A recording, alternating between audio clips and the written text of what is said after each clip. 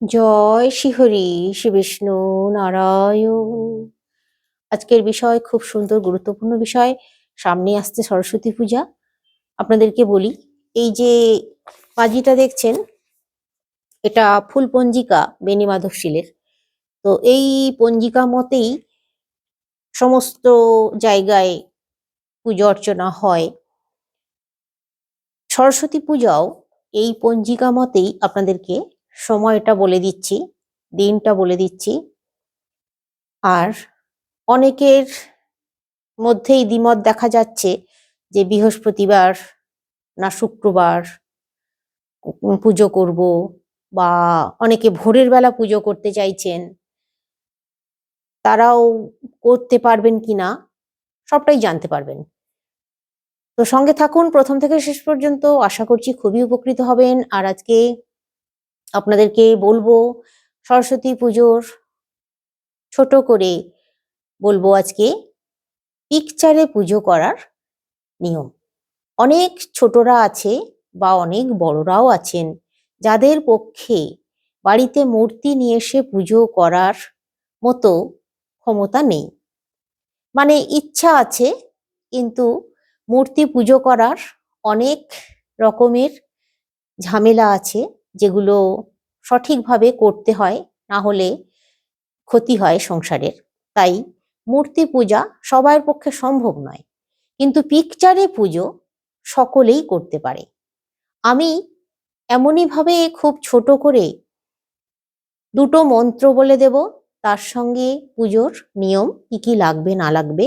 আবার এমন অনেকেই বলেছেন, জিজ্ঞাসা করেছেন যে ঘট স্থাপন করতে পারবো কিনা পিকচারে পুজো করলে। তারাও সঙ্গে থাকুন, জেনে নিন ঘট স্থাপন করতে পারবেন কিনা। তো প্রথমেই আমি সময়টা বলে দিই। এই পঞ্জিকা মতে 22শে জানুয়ারি বৃহস্পতিবার রাত্রি 1টা 39 মিনিটে পঞ্চমী তিথি লাগছে। পঞ্চমী তিথি থাকবে শুক্রবার 23শে জানুয়ারি রাত্রি 12টা 39 মিনিট পর্যন্ত। তার মানে বৃহস্পতিবার যেহেতু রাত্রে, অধিক রাত্রে পঞ্চমী পাচ্ছে, ভোর থেকেই পুজো করা যাবে। মানে শুক্রবারের যে ভোর, ভোর থেকে পুজো করা যাবে, সারা দিন পুজো করা যাবে, রাত্রি 12টা পর্যন্ত পুজো করা যাবে, কোনো অসুবিধা নেই।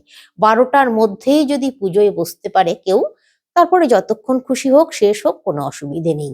তবে পঞ্চমী পুজো, মা সরস্বতীর পুজো, সূর্য, এটাও আপনাদেরকে বলে দিই, এটাও জেনে রাখুন, সূর্যোদয়ের পর যতক্ষণ না সূর্য অস্ত যাচ্ছে ততক্ষণের মধ্যে করে নেওয়া শুভ পঞ্চমী পুজো। তো এবার বলবো পিকচারে পুজো করার যে নিয়মটা, সেটা বলি। যদি বাড়িতে মা সরস্বতীর পিকচার থাকে, তাহলে পিকচার কেনার আর কোনো দরকার নেই। পিকচার, ওই পিকচারেই পুজো করতে পারবেন। শুধু একটা চৌকি পাতবেন, কাঠের চৌকি, অন্য কিছু চৌকি নয়। কাঠের চৌকি যদি না থাকে, ইট দুটো পাতবেন, তার উপরে শালু কাপড় বিছিয়ে নেবেন। আর চৌকি পাতলেও চৌকির উপরে শালু কাপড় বিছুতে হবে। তবে লাল শালু কাপড় বিছানো যাবে না, সাদা অথবা হলুদ রঙের শালু কাপড় পাততে হবে। তারপর গঙ্গা জলের ছিটে দিয়ে নেবেন, পিকচারেও ছিটে দিয়ে নেবেন গঙ্গা জলের, দিয়ে পিকচার বসাবেন চৌকির ওপরে। আপনারা ঘট স্থাপন করতে পারবেন কিনা সেটা বলি।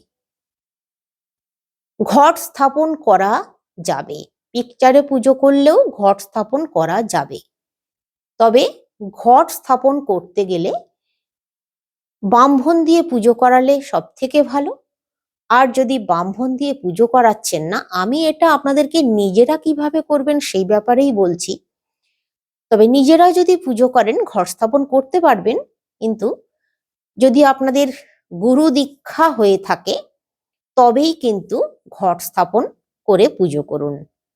যিনি পুজো করবেন তার যেন দীক্ষা হয়ে থাকে, তাহলে মঙ্গল হবে গৃহে, না হলে ঘট স্থাপন করবেন না, সেটাও বলে দিলাম। এবার বলি আপনাদেরকে ঘট স্থাপন করলে কিভাবে ঘটটা পাতবেন।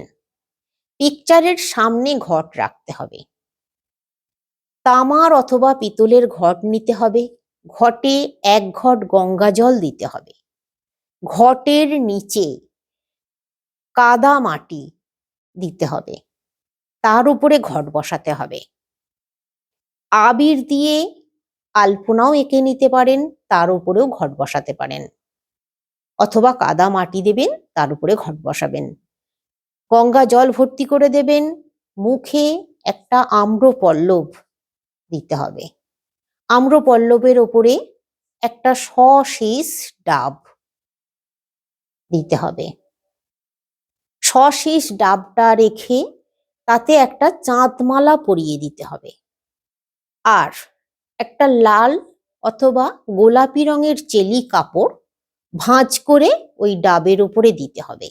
আর ডাবে অবশ্যই স্বস্তিক আঁকতে হবে, ডাবের উপরে ঘটের গায়েও স্বস্তিক আঁকতে হবে। ব্যাস এইটুকু। এবার আপনাদেরকে যে জিনিসগুলো প্রধান জিনিস প্রথমে বলে দিই, প্রধান জিনিস প্রসাদের কথাটা, ফলের কথাটা প্রথম বলি। শ্রী পঞ্চমী তিথির তে মা সরস্বতী দেবীর পুজো হয়, 5 রকম ফল অবশ্যই নিতে হবে, তাতে কুল রাখতেই হবে, তার সঙ্গে একটু সিজনের ফল, যেমন হলুদ রঙের ফল, সাদা রঙের ফল মা সরস্বতীর খুব পছন্দের, তাই কলা, আপেল, কমলা লেবু, শসা এরকম ধরনের ফলগুলো আপনারা রাখবেন। আর ডালিমও রাখতে পারেন, মানে বেদানা রাখতে পারেন, শাকালু রাখবেন। মানে এই যেগুলো বললাম এর মধ্যে 5 রকম ফল আপনারা নেবেন, তাতে যেন কুল অবশ্যই থাকে। এবার নিতে হবে কি, চিঁড়ে, মুড়কি, বাতাসা, সন্দেশ। আপনাদের পক্ষে যদি 5 রকম মিষ্টি দেওয়া সম্ভব হয় দেবেন, না হলে কোনো দরকার নেই। সাদা সন্দেশ, সাদা বাতাসা, চিঁড়ে মুড়কি রাখতে হবে। এই জিনিসটা হচ্ছে প্রসাদের জন্য। একটা রেখাবে একটু আতপ চাল রাখবেন, তাতে 1 টাকার কয়েন রাখবেন, নিজেরা পুজো করবেন সেইভাবে আমি বলে দিচ্ছি। 1 টাকার কয়েন রাখবেন সেই রেকাবের ওপরে, ওই রেকাবের ওপরে একটা আলু অথবা যে কোনো একটা সবজি রেকাবের ওপর ওই চালের ওপরে দেবেন, আর 1 টাকার কয়েন অবশ্যই দেবেন। এবার ফুল বলে দিই। ফুলের মধ্যে নিতে হবে অবশ্যই হলুদ রঙের গাঁদা ফুল, হলুদ রঙের গাঁদা ফুল লাগবে। আর মা সরস্বতীর যেহেতু মূর্তি পুজো নয়, আমি মূর্তি পুজোটাও পরের দিনের ভিডিওতে বলে দেব, সঙ্গে থাকবেন, সেটাও আপনারা জানতে পারবেন। আজকে শুধু পিকচারের কথাটা বলছি। তো এবার আপনাদেরকে যেটা লাগবে সেটা হচ্ছে গাঁদা ফুল নেবেন, সাদা ফুল নিতে পারেন, দোপাটি ফুল নিতে পারেন বিভিন্ন কালারের। তবে মা সরস্বতীর পুজোয় লাল জবা ফুল বা লাল ফুল নেবেন না, হলুদ ফুল, সাদা রঙের ফুল নেবেন।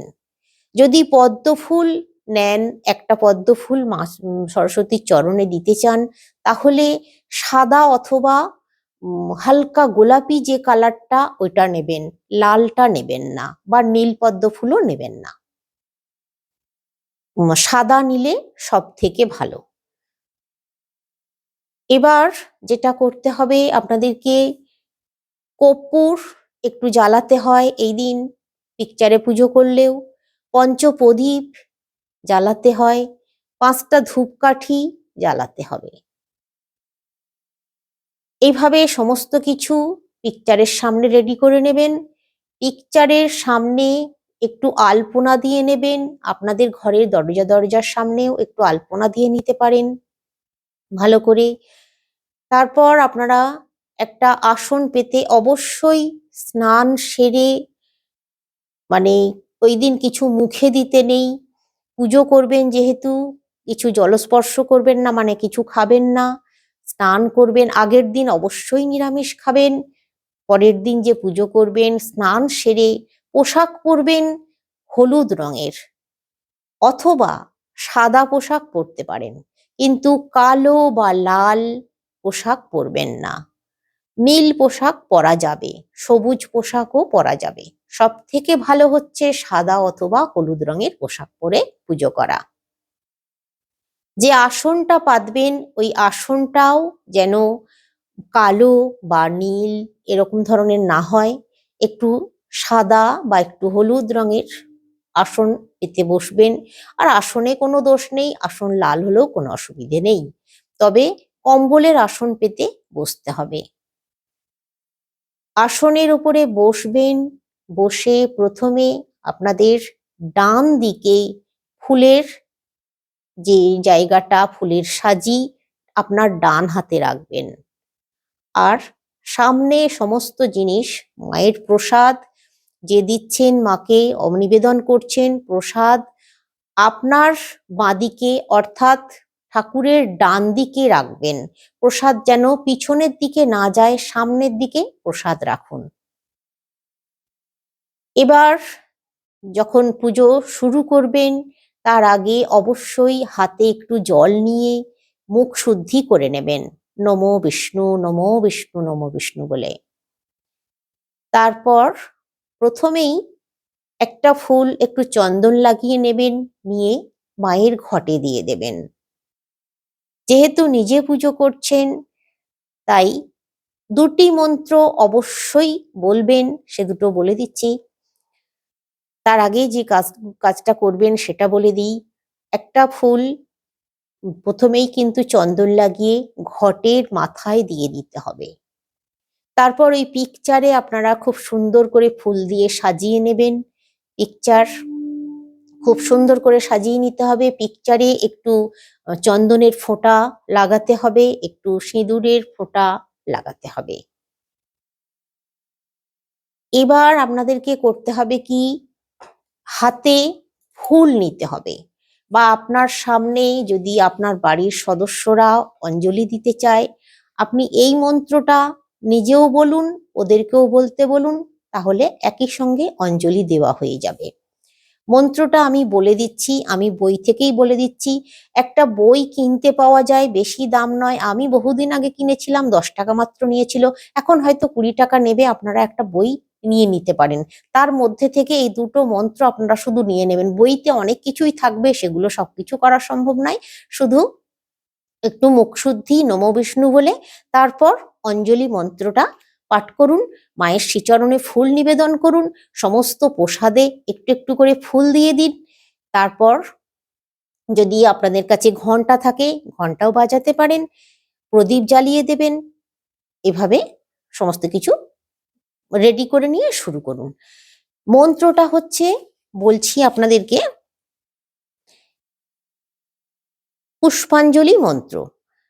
ওং, আপনি যদি মেয়ে হন, মহিলা হন, তাহলে নমো বলবেন, ওং বলবেন না। আর যদি ছেলে হন তাহলে ওং বলবেন। এটা কিন্তু মনে রাখবেন, তবেই পুজো সার্থক হবে। তো আমি যেহেতু মহিলা তাই নমো। নমো জয় জয় দেবী চরাচর সারে, কুচযোগ শোভিত মুক্তা হারে, বীণা পুস্তক রঞ্জিত হস্তে, ভগবতী ভারতী দেবী নমঃ স্তুতে। নমো সরস্বত্যই নমো নিত্যং, ভদ্রকাল্যই নমো নমো। বেদ বেদাঙ্গ বেদান্ত বিদ্যাস্থানেভ্য এবচ, এষো সচন্দন পুষ্পবিল্ল পত্রাঞ্জলি সরস্বত্যই নমো। এইভাবে এই মন্ত্রটা 3 বার বলতে হবে। প্রতিবার যারা যারা অঞ্জলি দেবে তাদের হাতে জল দিয়ে দেবেন, মুখ শুদ্ধি করে নেবে, তারপর হাত ধুয়ে নেবে, প্রত্যেকের হাতে ফুল দেবেন, নিজেও হাতে ফুল নেবেন, নিয়ে এই মন্ত্রটা 3 বার বলে মায়ের চরণে অঞ্জলি দেবেন। মানে প্রতিবার একবার করে, একবার ফুল নিলেন, একবার বললেন, মায়ের চরণে দিয়ে দিলেন, আবার একবার নিলেন, বললেন, মায়ের চরণে দিয়ে দিলেন, এইভাবে 3 বার। তো আমি আর একবার মন্ত্রটা বলে দিই, যদি সম্ভব হয় আপনাদের পক্ষে লিখে নেওয়ার, আপনারা লিখেও নিতে পারেন। আমি খুব সহজভাবে সুন্দর করেই বলে দিচ্ছি। ওং জয় জয় দেবী চরাচর সারে, কুচযোগ্য শোভিত মুক্তা হারে, বীণা পুস্তক রঞ্জিত হস্তে, ভগবতী ভারতী দেবী নমঃ স্তুতে।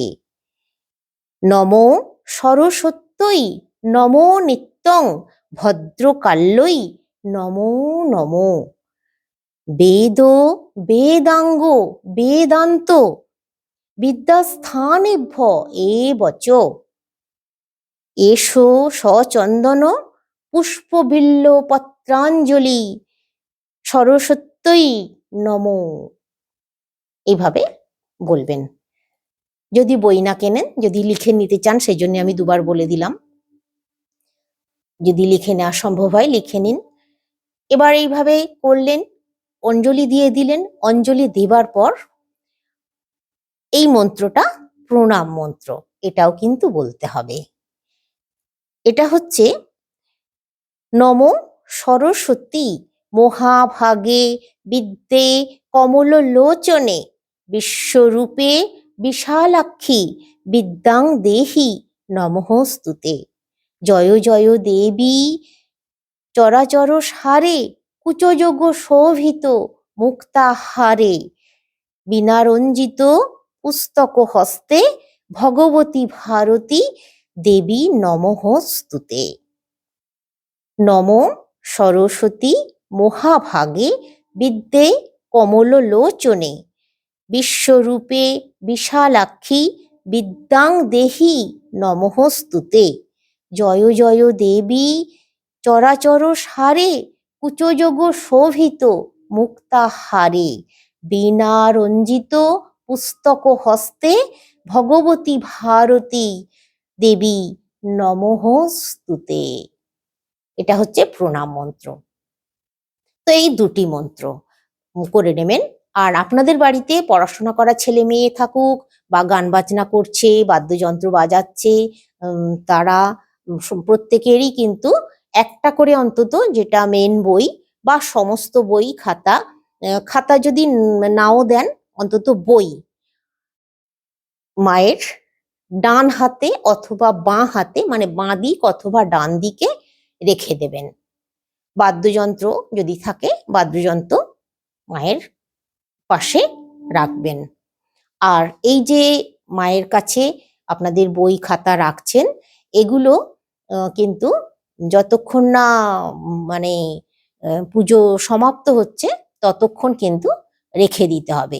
এবার আপনাদেরকে বলি, যারা এই যে পিকচারে পুজো করছেন, তারা আবার অনেকেই হয়তো বলবেন যে পিকচারে পুজো করলে কি পিকচার ওইভাবেই রেখে দিতে হবে, না কি ওই পিকচার তুলে রাখা যাবে? দেখুন, পিকচারে যেহেতু পুজো করছেন, সকালবেলা পুজো করে নিলেন, তারপর সন্ধ্যার সময়তে আপনারা একটু পিকচারের সামনেই প্রসাদ, শুধু মিষ্টি, জল মিষ্টি দেবেন। আর ওই দিন কিন্তু পিকচার, যে সকালবেলা পুজো হয়ে গেল বলে পিকচারটাকে তুলে নিলেন, এমনটা করবেন না, রেখে দিতে হয়। পরের দিন ষষ্ঠী, মানে পরের দিন সুতো কাটার দিন, তাই পরের দিন ষষ্ঠী মানে পড়ে যাওয়ার পর একটু পুজো করতে হয়। তখন কিন্তু আপনারা অবশ্যই এই যে ঘট পাতলেন, যেহেতু এটা করতেই হবে, ষষ্ঠীর পুজোটা করতেই হবে। ষষ্ঠীর যে পুজোটা করবেন তখন কিন্তু একটু দই অবশ্যই নিয়ে আসবেন। একটু দই নিয়ে আসবেন, চিড়ে, মুড়কি, বাতাসা, কলা, এই সমস্ত একটু নিয়ে আসবেন। ওই মানে বেশি কিছু লাগবে না, ওই যে ফলগুলো আগের দিন কিনলেন তার মধ্যে থেকে একটু রেখে দেবেন। পরের দিন একটু চিড়ে, মুরগি, বাতাসা, একটু সন্দেশ আর দই অবশ্যই মায়ের সামনে রাখবেন, রেখে পুজো করবেন। এই মানে ফুল টুল দিয়ে যেভাবে বললাম যে এইভাবে পুজো করবেন, ওইভাবে মাকে গাঁদা ফুল দিয়ে পুজো করবেন। আর আগের দিনের যে বাসি ফুল সেগুলোকে সমস্ত সরিয়ে নেবেন, আবার ভালো করে মায়ের পুজো করে নিন। এইটা করলেই কিন্তু হবে। পিকচারে এইভাবে পুজো করতে হবে আর কি। বিশেষ করে যদি ঘট পাতেন তাহলে মানে ষষ্ঠীর পুজোটা করতে হবে। আর যদি ঘট না পাতেন তাহলে ষষ্ঠীর পুজো না করলেও চলবে, সেটাও বলে দিলাম। কিন্তু ঘট পাতলে অবশ্যই সন্ধ্যার সময় একটু জল মিষ্টি দিতে হবে, আর পরের দিন ষষ্ঠীর পুজোটা দই নিয়ে এসে করতেই হবে, এটা মানতেই হবে। তারপর আপনারা আপনাদের পিকচার আবার যেখানে ছিল সেখানে যথাস্থানে তুলে রেখে দেবেন। আর ওই যে ঘটটা পাতলেন, এটা আমি এই ক্ষেত্রে এটাও বলে দিই আপনাদেরকে, এই যে ঘট পাতলেন ওই ঘটটা কিন্তু সঙ্গে সঙ্গে বের করে দেওয়া যাবে না। ওই ঘটটা 3 দিন থাকবে। 3 দিন পর আপনারা ওই ঘটের মানে যে জল, সামনাসামনি যদি কোনো পুকুর থাকে বা নদী থাকে সেখানে দিয়ে আসতে হবে। ওই সমস্ত ফুল টুল, পাতা টাতা, ডাব সমস্ত কিছু জলে দিয়ে দেবেন। তারপর ওইখান থেকেই একটু জল তুলে নিয়ে এসে আপনাদের ওই চৌকিটার উপরে ওই ঘরটা বসিয়ে রাখতে হবে 9 দিন। এটা কিন্তু করবেন, না হলে কিন্তু মানে যে করলেন পুজোটা যে কারণের জন্য, যে জন্য করলেন, সমস্ত কিছু সংসারের মঙ্গলের জন্য, গৃহের মঙ্গলের জন্য, ছেলে মেয়ের পড়াশোনার জন্য, চাকরি বাকরি পাবে, সেই সমস্ত কিছু মানুষের তো দেখুন একটা ইচ্ছা তো থাকে। তো সেই জিনিসটা কিন্তু সার্থক হবে না। আমি সেই জন্য ভালো করে আপনাদেরকে বলে দিচ্ছি। ওই যে জলটা নিয়ে আসবেন, জলটা নিয়ে এসে চৌকির ওপর বসিয়ে রাখবেন, 9 দিন বসিয়ে রাখবেন। 9 দিন পর ওই ঘটের জলটা কোনো গাছের গোড়ায় দিয়ে দেবেন। তারপর ঘট মেজে টেজে আবার তুলে রাখবেন। আর যদি মাটির ঘট হয় তাহলে কিন্তু কোনো গাছের গোড়ায় রেখে দিতে পারেন, বা ছাদে কোথাও একটা সাইডে রেখে দিতে পারেন, বা কোনো দেয়ালের গায়ে পেরেকে ঝুলিয়েও রেখে দিতে পারেন, ঘটের মুখে দড়ি বেঁধে সেটাও করতে পারেন, বা কোনো গাছে ঘটের মুখে দড়ি বেঁধে ঝুলিয়ে রেখে দিতে পারেন। ঘটটাকে কিন্তু ফেলে দেওয়া যাবে না, 1 বছর পর তবেই ঘটকে ফেলতে পারবেন। এই নিয়মটা কিন্তু একটু মেনে চলতেই হবে। দেখুন, ভালোর জন্য, মঙ্গলের জন্য, আমি তো সকলের যাতে ভালো হয়, মঙ্গল হয় সেই জন্যই কথাগুলো বলি। এবার দেখুন, মানবেন না মানবেন সেটা সম্পূর্ণ আপনাদের ব্যক্তিগত ব্যাপার, তবে আমি কিন্তু ভালো দিকটা আপনাদেরকে সবটাই বলে দিলাম। তো এইভাবে এই নিয়মে যদি করতে পারেন, পিকচারে পুজো করতেই পারেন, নিজেরাই পুজো করুন। আর ওই যে ষষ্ঠীর দিনে যে পুজোটা করবেন, ওই যে মন্ত্রটা বলে দিলাম, ওই দুটো মন্ত্রই শুধু বলবেন, তাহলেই হবে। আর কোনো মন্ত্র বলার দরকার নেই।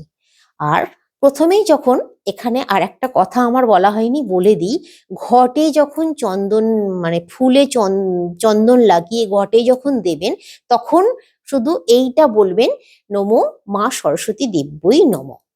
এইটা বলবেন 3 বার, বলে ঘটে ফুলটা দেবেন। প্রথম দিনে করবেন আর দ্বিতীয় দিনে করবেন, এই একই সিস্টেমে। আর মেয়েরা হলে নমো বলবেন, ছেলেরা হলে ওম বলবেন। বাস এটুকু। আজকে রাখছি। সকলে সুস্থ থাকুন, ভালো থাকুন। আর পরের ভিডিওতে আমি মূর্তি পুজোর নিয়ম, নিজেরা পুজো করার সম্পূর্ণ নিয়ম, সম্পূর্ণ মন্ত্র সহযোগে বলে দিচ্ছি। সঙ্গে থাকুন। আশা করছি আপনারা উপকৃত হবেন। আর আজকাল সত্যি কথা বলতে গেলে কি, ব্রাহ্মণ পাওয়া যায় না। ব্রাহ্মণ পেতে গেলে খুব সমস্যা।